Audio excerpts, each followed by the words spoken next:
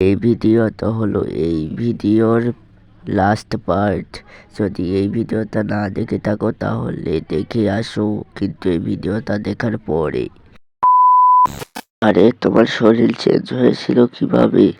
ব্যাপারটা ছিল এরকম যে আমি আসছিলাম তোমাদেরকে মারতে, কিন্তু তখনই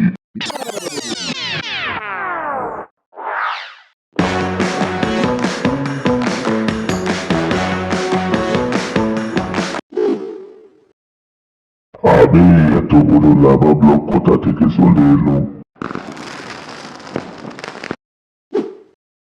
তোর ভেতরে ঢোকার আগে তোকে বলে রাখি, তুই লাভাম্যান হয়ে যাবি এবং তোর ভেতরে সব পাওয়ার থাকবে লাভাম্যানের, কিন্তু তোর কিছু মনে থাকবে না। তুই শুধু অন্যদের চ্যালেঞ্জ দিতে থাকবি। তোর প্রথম শিকার হলো গেমিং এবং তার বন্ধু।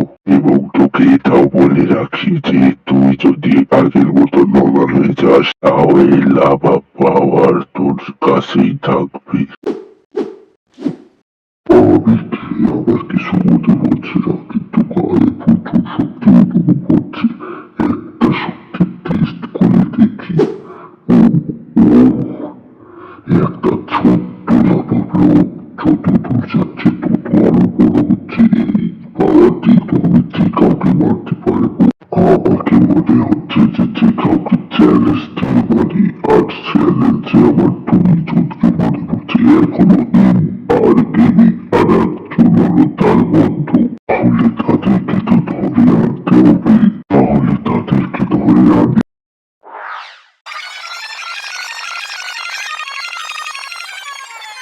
এটাই ছিল ঘটনা, বাকিটা তোমরা জানোই। তোমার সাথে তো অনেক খারাপ হলো, আর তোমার জন্য আমাদের সাথে অনেক খারাপ হলো। তুমি এখন কি করবে আমাদের সাথে?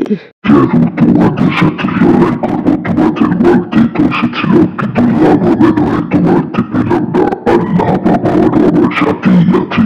এবার তোমাদের কি হবে? তোমাদের আমি মেরে ফেলবো। আমি যখন লাভাম্যান ছিলাম তখন তোমরা আমাকে অনেক মেরেছো। কেনই বা লড়বে? যখন তুমি লাভাম্যান ছিলে তখন তো দেখেছই আমি কতটা পাওয়ারফুল।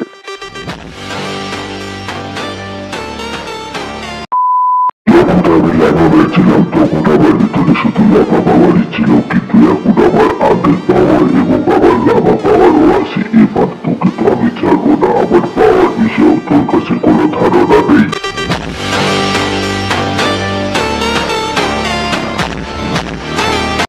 তাহলে হয় লড়াই করতে, তুই তো আমার সাথে জিততে পারবি না। আই লড়াই করতে? Wait a second. তোর আবার কি হলো? আমি হব রেফারি। কিসের রেফারি? কোনো রেফারিতে বলে চলবে না, এটা হলো লড়াই। হয়ে যা রেফারি, শুধু আমাকে জিতিয়ে দিস, ঠিক আছে? এই তো আমাদেরকে তো মেরেই ফেলতে চেয়েছিল।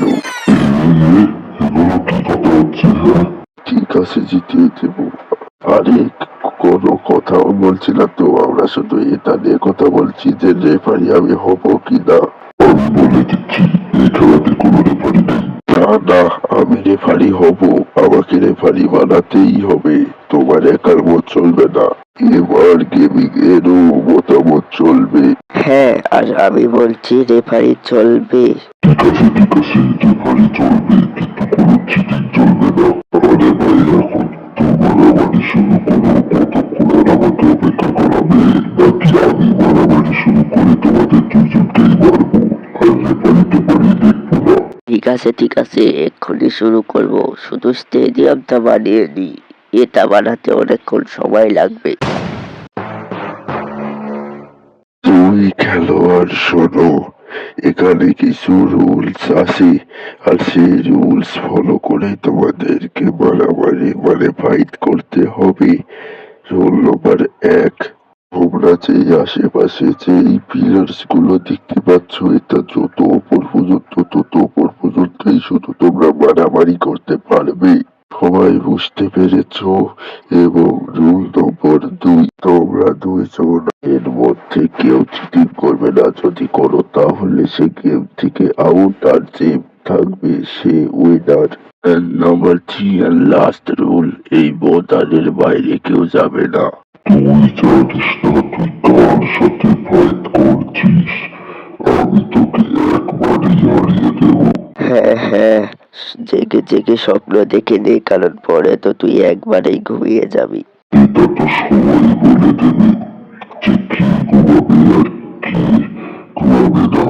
এন্ড ফাইটের জন্য রেডি তোমরা? 1 3 2 1 ফাইট।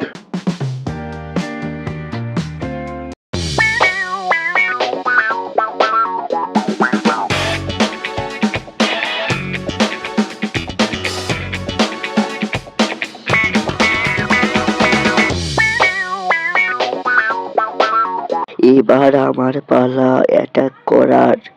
এবার দেখ আমার এই মুভটা থেকে তো তুই বাঁচতে পেরেছিলে না, এবারও পারবি না। আবে কিভাবে বাঁচলি? আবে আবে আরে আমাকে তো ছুঁড়ে ফেলে দিল। ওরে বাপরে, বাঁচতে হবে বাঁচতে হবে। এই তো বেঁচে গেছি। এই এত পাওয়ারফুল হলো কিভাবে?